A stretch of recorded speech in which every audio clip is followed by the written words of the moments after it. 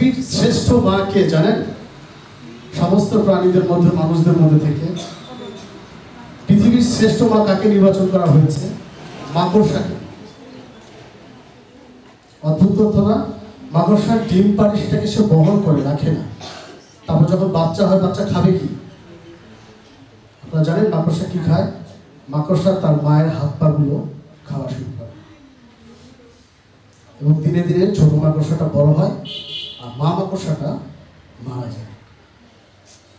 তাই বিজ্ঞানিক তথ্য অনুযায়ী মা মাকড়সা হচ্ছে পৃথিবীর শ্রেষ্ঠ মা। একবারে গিলে খায় না বাচ্চা, একটু একটু করে খায়। বুঝতে পারছেন? এতক্ষণ তো অনেক মা শুনবে।